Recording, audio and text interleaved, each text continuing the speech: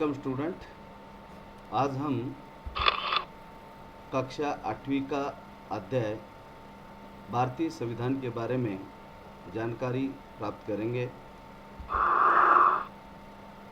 ये पहला अध्याय है नागरिक शास्त्र का भारतीय संविधान। जो भारतीय संविधान बन रहा था उस समय लगभग भारत के 300 सदस्यों ने उसमें भाग लिया था। दिसंबर 1946 से नवंबर 1949 तक, मतलब 2 साल 11 महीने और 17 या 18 दिन तक उन्होंने अपना भारतीय संविधान बनाने के लिए अपना योगदान दिया। तो उनका ये चित्र आप देखें। ये बगल में दिए गए चित्र है प्रधानमंत्री जवाहरलाल नेहरू संविधान सभा को संबोधित कर रहे हैं। किसी देश को संविधान की जरूरत क्यों पड़ती है, ये कॉन्स्टिट्यूशन की क्यों जरूरत है? दुनिया के ज़्यादातर देशों के पास संविधान है। आमतौर पर लोकतांत्रिक देशों के पास उम्मीद की जाती है कि उनके पास अपना संविधान हो, लेकिन संविधान उनके पास है। वो देश लोकतांत्रिक हो सकता है ऐसा नहीं है। ऐसे भी कुछ देश है संविधान उनके पास लिखित में है, लेकिन उसके मुताबिक वहाँ पर लोकतंत्र नहीं है। लेकिन इसका मतलब यह नहीं है कि जिन देशों के पास संविधान है वह सभी लोकतांत्रिक देश होंगे। संविधान कई उद्देश्यों की पूर्ति करते हैं। जैसा पहला, ये दस्तावेज उन आदर्शों की सूत्रबद्ध करता है जो हमारे आइडियल है, तो उनको एक सूत्रबद्ध करता है जिनके आधार पर नागरिक अपने देश को अपनी इच्छा और अपने सपनों के आधार पर रच सकते हैं।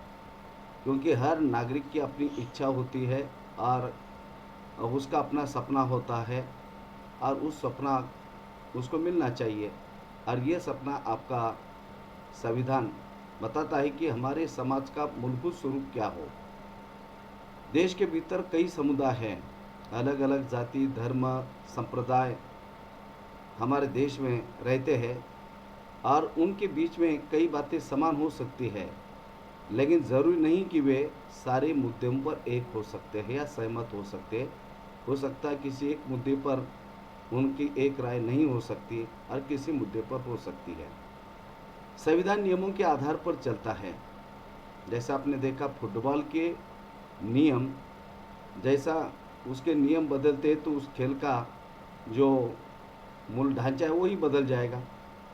तो इसी प्रकार संविधान नियमों के आधार पर चलता है, जिसको एक देश के सभी लोग अपने देश को चलाने की पद्धति के रूप में अपना सकते हैं। इसके लिए वे न तय करते हैं कि सरकार किस तरह की होगी, बल्कि उन आदर्शों पर भी एक साझी समझ विकसित कर सकते हैं जिनकी हमेशा पूरे देश की रक्षा करनी चाहिए। जैसा कई सारे लोकतांत्रिक देश हैं, इंग्लैंड है, अमेरिका है, भारत है, लेकिन सभी देशों के संविधान हमारे जैसे नहीं है, या हमारे देश का संविधान और किसी देश के संविधान जैसा नहीं है। हर देश के संविधान में वहाँ के लोगों की इच्छा और सपनों के आधार उस संविधान के अंदर होते हैं। अभी जैसा हम एक उदाहरण देखते हैं, हमारे भारत के उत्तर में जो पड़ोसी देश है नेपाल, नेपाल को एक संविधान बनाने की आवश्यकता क्यों पड़ी? संविधान के आदर्शों की बात समझने के लिए नेपाल के संविधान को समझना बहुत ज़रूरी है। समाचार पत्रों के माध्यम से समझने की कोशिश करती है कि नेपाल के लोगों ने हाल ही में एक अंतरिम संविधान को मंजूरी दी है।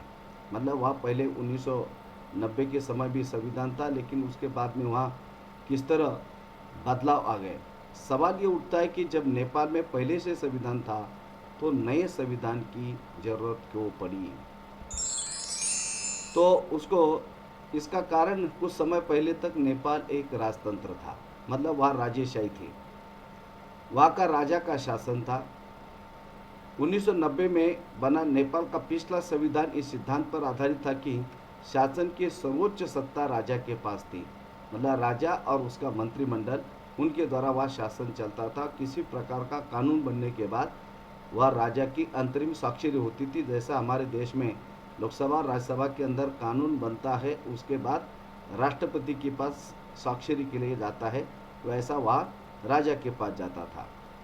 नेपाल के लोग कई दशकों से लोकतंत्र की स्थापना की मांग के लिए जन आंदोलन कर रहे थे। इस संघर्ष का कारण 2006 में उनको राजा की सत्ता को खत्म करने में उन्हें सफलता मिली। उन्हें राजा के खिलाफ आंदोलन चलाया, उसमें सफलता लोगों को मिली। इसके बाद नेपाल के लोग लोकतंत्र के रास्ते चलना चाहते थे, इसलिए नए संविधान बनना तय था या नया संविधान चाहिए था। और 2015 में नेपाल का नया संविधान अस्तित्व में आया। अभी आप देख सकते हैं कि वहाँ के लोगों ने नेपाल के वहाँ के राजतंत्र के खिलाफ अपना आंदोलन चलाने के लिए किस तरह लोग इकट्ठे हो रहे, उसका आप चित्र देख सकते हैं। दूसरा, नेपाल में लोकतंत्र के लिए कई संघर्ष हो चुके हैं। जैसा 1990 में हुए संघर्ष के बाद लोकतंत्र की स्थापना हुई। ये लोकतांत्रिक व्यवस्था 2002 तक यानी 12 साल तक कायम रही। अक्टूबर 2002 में राजा ज्ञानेंद्र ने गांव में माओवादी संगठनों के बढ़ते प्रभाव का बहाना बनाकर सेना की मदद से सरकार के विभिन्न कामों को अपने कब्जे में लेना शुरू कर दिया। फरवरी 2005 में राजा ने शासन की बागडोर पूरी तरह अपने हाथों में ले ली। नवंबर 2005 में माओवादियों ने अन्य राजनीतिक दलों के साथ एक 12 सूत्रीय समझौते पर दस्तखत किए। इस समझौते में आम लोगों को लोकतंत्र और अमन चैन बहाल होने की उम्मीद दिखाई दे रही थी। लोकतंत्र के लिए चल रहा ये जन आंदोलन 2006 तक अपने शिखर पर पहुंचा। आंदोलनकारियों ने राजा की ओर से दी गई छोटी छोटी रियायतों को नामंजूर कर दिया और आखिरकार अप्रैल 2006 में राजा को तृतीय संसद बहाल करके राजनीतिक दलों को सरकार बनाने का मौका देना पड़ा। 2007 में नेपाल ने अंतरिम संविधान बनाया और उसके मुताबिक शासन चलाया और 2006 में लोकतंत्र की मांग को लेकर चलने वाले जनतांत्रिक आंदोलन के दृश्य अपर चित्र में देख सकते। बाद में 2015 में वह नया संविधान आया। जैसा आप देखते हैं कि संविधान का दूसरा उद्देश्य, अभी हमने नेपाल के बारे में देखा कि जब वहाँ की जनता की मांग नए संविधान की थी तो उन्होंने किस तरह राजतंत्रों को उखाड़ फेंक कर वहाँ ना एक लोकतांत्रिक संवैधानिक व्यवस्था उन्होंने किस तरह लाई। संविधान का दूसरा उद्देश्य देश के राजनीतिक व्यवस्था को तय करना। नेपाल के पुराने संविधान में बताया गया था कि देश के शासन की बागडोर राजा और उसके मंत्रिपरिषद के हाथ में रहेगी। जिन देशों ने लोकतांत्रिक शासन पद्धति या राज्य व्यवस्था चुनी है, वहाँ निर्णय प्रक्रिया के नियम तय करने में संविधान अहम भूमिका अदा करते हैं। अभी आप देखिए, राजा और मंत्रिपरिषद के हाथ में किसी भी प्रकार का कानून बनने के बाद, और यदि कोई कानून जनता के फायदे का भी होता था और राजा यदि उसको मना कर देता था तो वह कानून लागू नहीं हो सकता था, और इसलिए राजा की सत्ता को उखाड़ फेंक कर उन्होंने नया संविधान वह लाया। तो राज्य व्यवस्था में भी किसी नए प्रकार के नियम तय करने का जो संविधान में अहम भूमिका संविधान की होती है। लोकतंत्र में हम अपना नेता चुनते हैं ताकि हमारी ओर से वे सत्ता की जिम्मेदारी के साथ इस्तेमाल कर सके। यदि किसी नेता को हम चुनकर देते हैं और वो 5 साल जनता के लिए काम नहीं करता है तो जनता फिर दोबारा उसको चुनकर नहीं दे सकती। मतलब कोई भी नेता या सरकार जनता के प्रति उत्तरदायी होती है, लोकतंत्र की बात है। फिर भी इस बात की संभावना होती है कि ये नेता सत्ता का दुरुपयोग कर सकते हैं। इसलिए आपने देखा होगा कि एक बार चुनकर आने के बाद यदि उसने 5 साल काम नहीं किया तो जनता उस प्रतिनिधि को चुनकर दोबारा नहीं दे सकती, और इसलिए वो सत्ता का दुरुपयोग नहीं कर सकता। अभी आप एक चित्र कथा को देखिए। नेता सत्ता का दुरुपयोग कर सकते हैं। इस तरह के बचाव के उपाय संविधान में मिलते हैं। सत्ता के दुरुपयोग का लोगों के साथ अन्याय भी हो सकता है। अब इस चित्रकथा को देखें। सुरेश, ये नीचे जो चित्र दिया गया है, यहाँ पर सुरेश अपने कक्षा का मॉनिटर है, दमन किस्म का लड़का है, और उसके अन्य साथी भी उसको पसंद नहीं करते। लेकिन जो उनकी शिक्षिका है, क्लास टीचर, वह बाहर किसी काम के लिए चली गई, श्रीमती राव। तो ये सुरेश को कहती है कि आप बच्चों का ख्याल रखें। और सुरेश मौके का फ़ायदा उठाता है और अनिल जो नीचे बैठा हुआ लड़का है उसको तंग करता है। तो अनिल कह रहा है आज मैं राव मैडम को तुम्हारी शिकायत लगाने वाला हूँ। लेकिन अनिल कहता है मैंने ऐसा क्या किया है। श्रीमती राव जो वापस आती है तो कहता है कि मैडम कक्षा में इसने काफ़ी अनिल ने शोर मचाया, सबको परेशान किया और मेरी बात नहीं मान रहा था। तो मैडम जो है अनिल को कह रहे आज तुम्हारे पूरी छुट्टी के बाद यहाँ रुकना पड़ेगा और 100 बार तुम लिख कर दोगे कि मॉनिटर को मैं तंग नहीं करूँगा। और ये सुरेश जो है देख सकते हैं दबंग किस्म का लड़का कैसा हंस रहा है। लेकिन मैडम मैंने तो कुछ नहीं किया। तो आप देख सकते हैं कि कभी कभी सत्ता का दुरुपयोग इसी तरह हो सकता है। समानता का अधिकार भारतीय संविधान के सभी व्यक्तियों को समानता का अधिकार देता है। उसमें भारत में अलग अलग धर्म, नस्ल, जाति, लिंग और जन्मस्थान के आधार पर किसी भी नागरिक के साथ कोई भी भेदभाव नहीं किया जा सकता। ये हमारे 6 मौलिक अधिकारों में से ये समानता का अधिकार है। अब दूसरी चित्रकथा को आप देखिए। लोकतंत्र में संविधान का काम ये होता है कि कोई भी ताकतवर समूह या लोगों के खिलाफ अपनी ताकत का इस्तेमाल ना करे। जैसा कि नीचे चित्रकथा आप देखिए, खेलों की घंटी शुरू होने वाली है और यहाँ लड़के और लड़कियां दोनों भी यहाँ खेलने के लिए ग्राउंड पर आए हुए हैं। तो ये बच्चे कह रहे हैं लड़कियों को हम क्रिकेट ही खेलेंगे क्योंकि उनकी संख्या ज़्यादा है। चलो लड़कियां कह रहे कि आज हम थोड़ा कुछ अलग खेल खेलेंगे। तब शिक्षक इस विवाद का हल निकालने के लिए ये करते हैं। तो हमें कुछ जो है नए तरीके का कुछ सोचना पड़ेगा। तो वो इसलिए जो है अपनी शिक्षिका के पास जाते। शिक्षक इस विवाद का हल करने के लिए दोनों पक्षों का हाथ उठाकर अपनी राय जताने के लिए कहते हैं।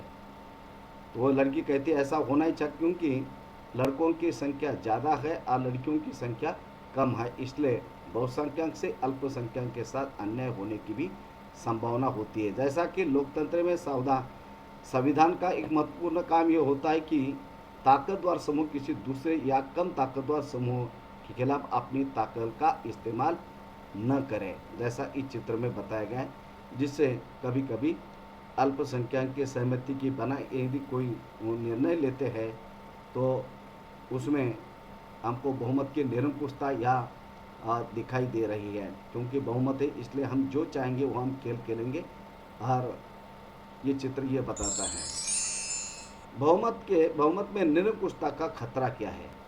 जैसे कि अपने ऊपर की चित्रकथा को देखा, अस्वस्थ हालात लोकतांत्रिक समाजों में भी पैदा हो सकते हैं जहां बहुमत वाला गुट लगातार ऐसे फैसलों को लागू करता है जिनमें अल्पसंख्यकों की सहमति नहीं होती और उनका नुकसान होता है। बहुमत की निरंकुशता का खतरा हर समाज में बना रहता है। मतलब किसी भी देश में या राज्य में या गांव में यदि किसी की संख्या ज़्यादा है तो हो सकता है वो दूसरों को उसके साथ अन्याय कर सकता है जो अल्पमत में है, अल्पसंख्यक में। संविधान में दिए गए नियमों में इस बात का ख्याल रखा जाता है कि अल्पसंख्यक को किसी चीज़ से वंचित रखा ना जाए, इंटर कम्युनिटी और इंट्रा कम्युनिटी। जैसा कि एक बहुमत वाला समाज है, बहुसंख्यक समाज है, वह बहुसंख्यक समाज के साथ ही एक गुट दूसरे गुट के साथ अन्याय करता है या दबाता है। कभी एक समुदाय जो अल्पमत वाले समुदाय को दबाता है। संविधान क्यों होना चाहिए? तीसरा उद्देश्य, हम खुद को अपने आप से बचा सके। असल में इसका मतलब यह है कि कई बार हम किसी मुद्दे पर बहुत तीखे ढंग से सोचने लगते हैं। ऐसे विचार हमारे व्यापक हितों के नुकसानदायी होते हैं। संविधान हमें ऐसी भावनाओं से बचने में मदद करता है। कभी कभी आप लोग देखते हैं जैसा कि हिटलर ने वहाँ पर यहूदियों के साथ किस तरह अन्याय किया है ना। तो उसका मतलब आप कोई यदि सोचता है कि ये निर्णय हमको अव्यवस्था हो रही है और यदि तानाशाही आती तो हम उसको ख़त्म कर सकते, लेकिन ऐसा निर्णय लेना लोकतंत्र के लिए ठीक नहीं है क्योंकि उसका असर ठीक नहीं होता। अभी आप देखिए उसका एक उदाहरण, चित्रकथा शबनम द्विधा में है, उसके कुछ तय करना है। कल की परीक्षा के लिए मुझे 2 अध्याय पढ़ने हैं, लेकिन इस समय तो मेरा पसंदीदा टीवी कार्यक्रम चल रहा है, मैं इसे देखे बिना नहीं रह सकती, और यदि मैं पढ़ूंगी तो मेरे 2 अध्याय पढ़ने रह जाएंगे। शबनम तुम परेशान लग रहे हो, क्या बात है? तो ये शबनम कह रहे मुझे वह टीवी कार्यक्रम देखना है, लेकिन कल मेरा परीक्षा है। अगर आप लोग टीवी पर देखेंगे तो मेरा भी टीवी देखने का मन करेगा। मुझे एक बात सूझ रही है कि यदि आज रात कोई भी टीवी नहीं देखे तब शायद हो सकता है मेरा मन नहीं ललचाएगा। अच्छा हुआ मैंने कल टेलीविज़न नहीं देखा, उन आखिरी 2 अध्यायों में से इतने सारे सवाल आए हैं। तो इसका मतलब आपको, आपकी कल पढ़ाई पेपर है और आप अपने घर वालों को आपके पेपर के कारण कल मतलब टीवी देखने नहीं दे रहे, तो ये ठीक नहीं है। मतलब अपनी भावना दूसरों के ऊपर नहीं लादना चाहिए। भारतीय संविधान के मुख्य लक्षण क्या है? अभी यहाँ 20वीं सदी आते आते भारतीय राष्ट्रीय आंदोलन पुराना हो चुका था। जैसा हमारा देश 1947 में स्वतंत्र हुआ और उसके पहले महात्मा गांधी या अन्य नेताओं ने भारत को स्वतंत्रता दिलाने के लिए अपना प्रमुख योगदान दिया, या अन्य राष्ट्रवादियों ने स्वतंत्र संघर्ष के दौरान राष्ट्रवादी सोचने लगे कि स्वतंत्र भारत कैसा होना चाहिए, क्योंकि ब्रिटिशों के समय जिन कानूनों को मानना पड़ता था वह भारतीयों ने नहीं बनाए थे। भारतीयों की इच्छा आकांक्षा उन कानूनों में कुछ नहीं थी।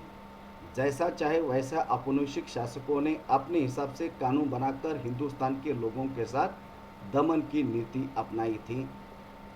भारतीयों पर औपनिवेशिक शासन के समय लंबे अत्याचार के कारण भारतीयों को लग रहा था कि स्वतंत्र भारत लोकतांत्रिक देश होना चाहिए। प्रत्येक व्यक्ति को लग रहा था कि प्रत्येक व्यक्ति समान होना चाहिए, मतलब कोई ऊपर नहीं नीचा नहीं, गरीब अमीर इस तरह कोई भेद ना हो, सभी को सरकार में हिस्सेदारी हो, सरकार का गठन कैसे हो, कामकाज के नियम कैसे हो, यह काम किसी एक व्यक्ति के वश में नहीं था। इसमें यह भारतीय संविधान जब आपका बन रहा था तो उसमें लगभग हमने पहले कहा कि लगभग 300 लोग इन्होंने अपना योगदान दिया, और जो 1946 में संविधान सभा का गठन किया गया और 22 संविधान बनने के लिए लगभग 3 साल काम चला, और उसमें यह हमारा आदर्श संविधान आया। आप देख सकते हैं कि संविधान सभा के सदस्यों के बीच में ज़बरदस्त एकता की भावना थी, क्योंकि विभिन्न भाषा, समुदाय, लिंग और उत्तर दक्षिण अलग अलग भाषी समुदाय होने के बावजूद भी एकता की ज़बरदस्त भावना हमें देखने को मिलती है। 22 संविधान के एक एक प्रावधान पर जमकर चर्चा हुई और सभी लोग सहमति विकसित करने के बारे में गंभीर थे। जैसा कि उपरोक्त चित्र में आप देख सकते हैं, सरदार वल्लभ भाई पटेल भारतीय संविधान सभा के एक महत्वपूर्ण सदस्य थे और प्रारूप समिति के सदस्य या डॉक्टर बाबा साहब अम्बेडकर को भारतीय संविधान के जनक कहा जाता है, जिन्होंने पूरा प्रारूप संविधान का तैयार किया था। संविधान सभा के सामने कई समस्याएं थी। क्या समस्याएं थी? जब ये हमारा संविधान बन रहा था तो उस समय देश के सामने कई सारी समस्याएं थी। उसमें हमारे देश में कई समुदाय थे, हिंदू थे, मुस्लिम थे, सिख थे, जैन थे, बौद्ध थे, अलग अलग समुदाय के लोग थे, अलग अलग भाषा के लोग थे। आप जानते ही दक्षिण की अलग भाषा, उत्तर की अलग, महाराष्ट्र की अलग, गुजरात की अलग, अलग अलग भाषा समुदाय के लोग भारत में थे, अलग अलग धर्म और संस्कृति। संविधान जब बन रहा था तब देश में उथल पुथल का माहौल चल रहा था, क्योंकि पाकिस्तान की स्वतंत्र मांग पाकिस्तान के या मुस्लिम नेता वहाँ के कर रहे थे। भारत और पाकिस्तान का बंटवारा लगभग तय हो चुका था। कुछ रियासतें अपने भविष्य तय नहीं कर पा रहे थे, जैसा कि जामनगर का रियासत, हैदराबाद की रियासत, कश्मीर की रियासत वो अपना तय नहीं कर पा रहे थे कि हमें पाकिस्तान में जाना है, भारत में रहना है या अपने स्वतंत्र देश बनाना है। वो निश्चित अपना भविष्य तय नहीं कर पा रहे थे। जनता की सामाजिक और आर्थिक स्थिति काफ़ी भयानक थी। संविधान सभा के सामने ऐसे अनेक मुद्दे थे, लेकिन उन्होंने अपने इस ऐतिहासिक दायित्व को बहादुर से पूरा किया और देश को एक ऐसा कल्पनाशील दस्तावेज दिया जिसमें राष्ट्रीय एकता और विविधता के प्रति गहरा सम्मान दिखाई देता है। और ये एक बड़ा हमारा संविधान तैयार हुआ। भारतीय संविधान की विशेषता क्या है? विविधता, एकता, सामाजिक आर्थिक सुधार और प्रतिनिधित्व से संबंधित उपरोक्त चिंताओं को ध्यान में रखकर यह दस्तावेज बना है। जैसा हमने देखा, भाषा अलग अलग है, विविधता है, इसके अलावा संस्कृति अलग अलग है, उसके बाद एकता उसमें बनाए रखना ज़रूरी है। सामाजिक स्थिति अलग प्रकार की है, आर्थिक स्थिति कोई गरीब है कोई अमीर है, और उसमें जो प्रतिनिधित्व भाग ले रहे थे अलग अलग समुदाय के थे। प्रतिनिधि से संबंधित उपरोक्त चिंताओं को ध्यान में उन्होंने रखा और ऐसा दस्तावेज बनाया। स्वतंत्र भारत को एक शक्तिशाली लोकतांत्रिक समाज बनने का उद्देश्य पूरा करने के साथ इन चिंताओं को हल करने का प्रयास किया गया, क्योंकि शक्तिशाली लोकतांत्रिक शासन व्यवस्था हमारे देश में देनी थी। सत्ता का विकेंद्रीकरण करना जरूरी था, सभी को समान अधिकार मिलना था, और इसलिए हमारा भारतीय संविधान की जो पहली विशेषता है संघवाद, फेडरलिज्म, इसका मतलब एक से ज़्यादा स्तर पर सरकारों का होना। आप जानते हैं कि दुनिया का सबसे बड़ा लोकतांत्रिक जो संविधान है लिखित, यह हमारे देश का है, और उसमें भारत बहुत बड़ा देश है, आप जानते हैं। तो उसमें संघवाद का मतलब एक से ज़्यादा स्तर पर सरकार होना, उसको संघवाद बोलते हैं। तो जैसा हमारे भारत में त्रिस्तरीय शासन पद्धति आज चल रही है, जैसा केंद्र स्तर सेंट्रल गवर्नमेंट, राज्य स्तर स्टेट गवर्नमेंट, और पंचायत राज स्तर पर आपका तीसरा स्तर है, उसमें लोकल नगर निगम और पंचायत, जैसा ग्राम पंचायत, पंचायत समिति, जिला परिषद, जैसा नगर निगम उसमें महानगर पालिका आती है। संघवाद में उसमें केंद्र और राज्य सरकार एक दूसरों के अधिकार क्षेत्र में हस्तक्षेप नहीं करते, क्योंकि राज्यों को पूरी तरह से अपनी स्वायत्तता है, उसमें केंद्र सरकार हस्तक्षेप नहीं करती। भारत के प्रांतीय सरकारें अपने निर्णय लेने में स्वायत्त है, ऑटोनॉमस है। राष्ट्रीय महत्व के विषयों पर सभी राज्य सरकारों को केंद्र द्वारा बनाए गए कानून को मानना पड़ता है। आप देखते हैं कि समय अपना कोविड-19 बीमारी चल रही है, जो हमारा केंद्रीय सरकार के द्वारा निर्णय लिए जाते हैं वह हर राज्य को उसको मानना पड़ता है ना। जहाँ कोरोना कम हो ज़्यादा हो जो भी स्थिति है, लेकिन सबको मानना पड़ता है, और केंद्र सरकार राज्य सरकारों से शक्तिशाली ताकतवर होता है। कार्यक्षेत्र की स्पष्टता के लिए संविधान की कुछ सूचियाँ बताई गई, जिससे आपस में कानून बनाने के लिए राज्य सरकार और केंद्र सरकार के बीच में टकराव की स्थिति निर्माण न हो, इसलिए सत्ता का विकेंद्रीकरण। और केंद्र सूची में 100 विषय हैं, उसमें केंद्र सरकार कानून बनाती है, जैसा कि रक्षा, विदेश, मुद्रा, बैंकिंग। इस विषय पर केवल केंद्र सरकार कानून बनाती है। जैसा किसी दूसरे देश के साथ हमें युद्ध करना है, तो जैसा महाराष्ट्र है तो महाराष्ट्र सरकार जाकर युद्ध नहीं कर सकती, उसका फैसला केवल केंद्र सरकार ही ले सकती है। जैसा विदेश है, हमें किसी दूसरे देश के साथ हमें करार करना है, पैक्ट करना है, तो कोई राज्य सरकार जाकर वह सीधा उनके साथ करार नहीं कर सकता, केंद्र सरकार ही कर सकता है। जैसा राज्य सूची, पुलिस, व्यापार, वाणिज्य और कृषि, राज्य सूची में 61 विषय दिए। समवर्ती सूची, अब समवर्ती सूची ऐसी सूची है जिसमें केंद्र सरकार और राज्य सरकार इस विषय पर कानून बनाते हैं। उसमें विषय है 52। उसमें शिक्षा, जैसा केंद्र सरकार भी कानून बना सकती है, राज्य सरकार भी। वन, शादी या अन्य, तो यह अलग अलग सूचियां हैं। अब ये संसदीय शासन पद्धति क्या है? सरकार के सभी स्तरों पर प्रतिनिधियों का चुनाव लोग खुद करते हैं। जैसा भी हमने देखा, 3 प्रकार के स्तर हमारे देश के अंदर चलते हैं। जैसा कि संघवाद के अंदर एक से अधिक स्तरों पर जो सरकारें चलती है उसको संघवाद कहते हैं। तो उसमें आपका 5 साल के बाद चुनाव होना ज़रूरी है हमारे देश के अंदर, चाहे वो लोकसभा हो, चाहे आपके राज्यों की विधानसभा हो, उनका जो पीरियड है आपका इलेक्शन का, मतलब उनका कार्यकाल ये 5 साल का है।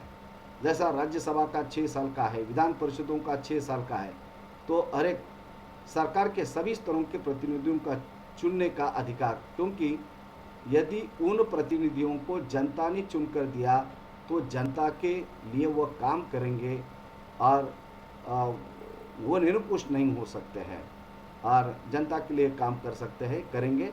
और यदि वो काम अच्छा नहीं करता है कोई जनप्रतिनिधि, तो दोबारा उसको जनता चुनकर नहीं देगी।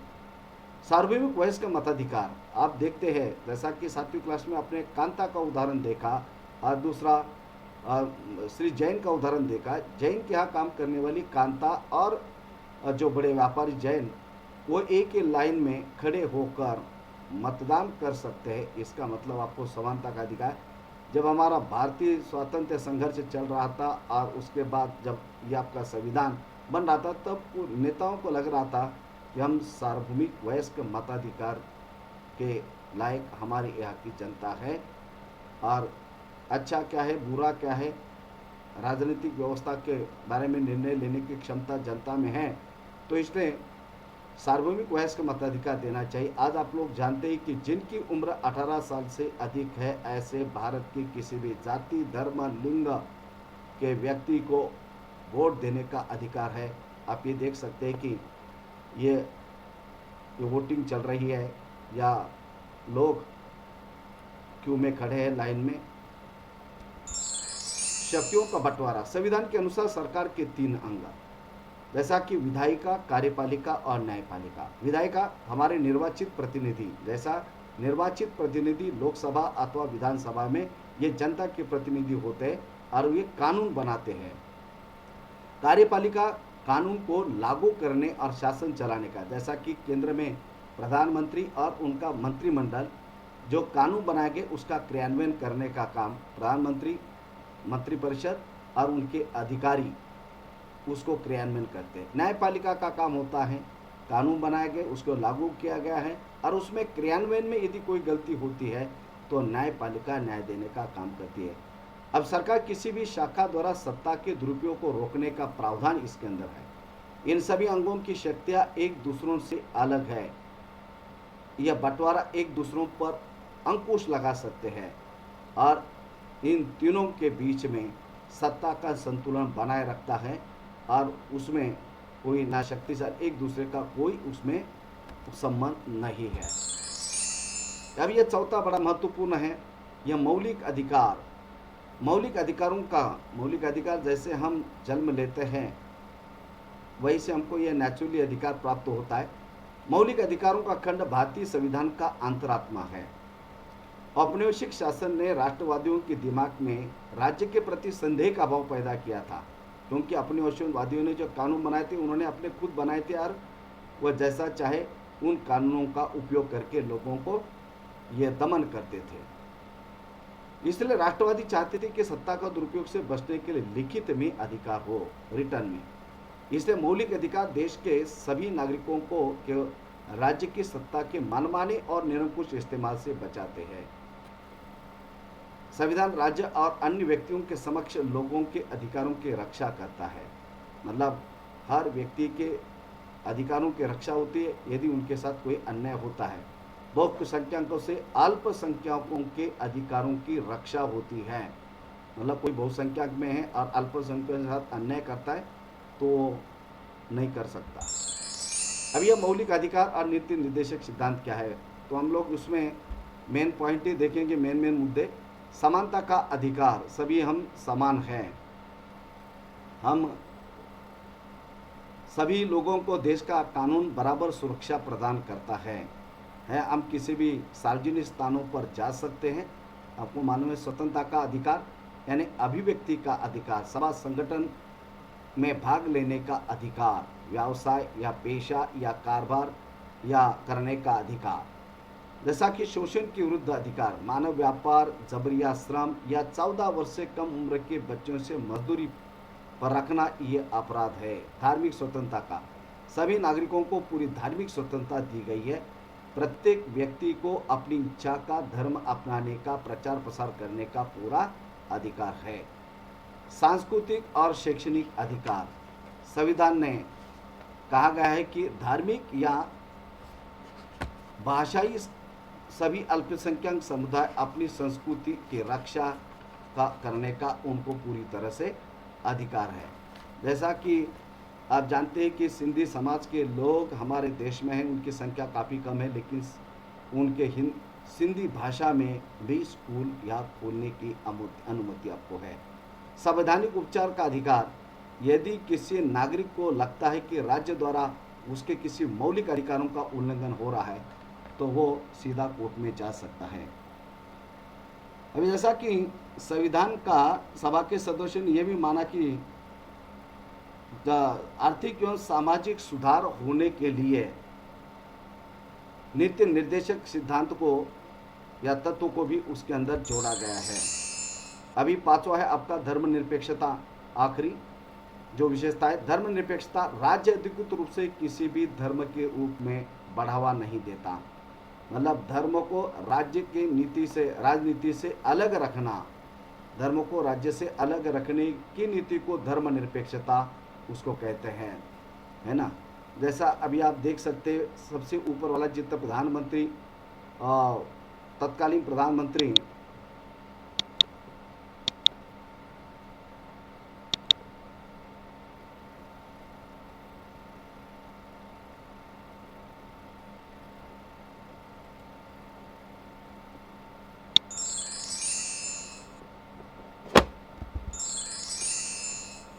जैसा कि तत्कालीन प्रधानमंत्री पंडित नेहरू ये संविधान के प्रति पर दस्तावेज पर हस्ताक्षरी कर रहे हैं और संविधान सभा के अध्यक्ष डॉक्टर राजेंद्र प्रसाद या संविधान सभा की दस्तावेज पर स्वाक्षरी कर रहे हैं। संविधान सभा के विभिन्न सदस्य आखिरी बैठक में संविधान के प्रति पर हस्ताक्षर कर रहे हैं, उसका एक चित्र है। जैसा आप जानते हैं कि 26 जनवरी 1950 को हमारे भारतीय संविधान को लागू किया गया, तो उसमें संविधान सभा के विभिन्न सदस्य अपनी आखिरी बैठक में संविधान के एक प्रति पर हस्ताक्षर कर रहे हैं।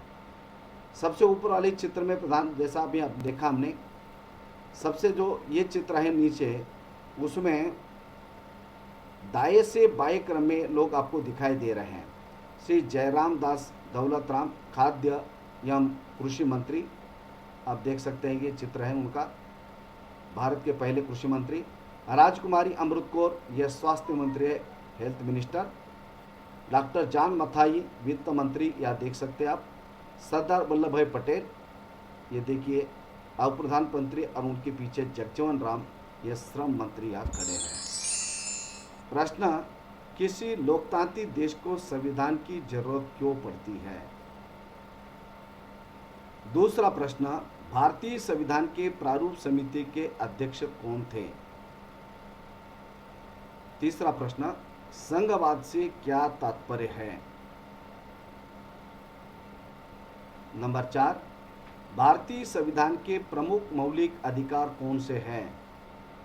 विस्तृत जानकारी लिखें। 5वां, धर्मनिरपेक्षता किसे कहते हैं? तो इन प्रश्नों का उत्तर आप अपने नोटबुक पर लिखिए। धन्यवाद।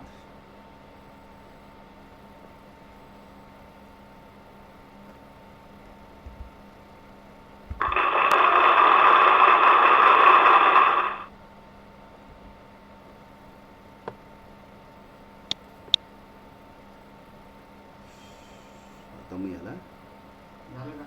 हो लाव झालं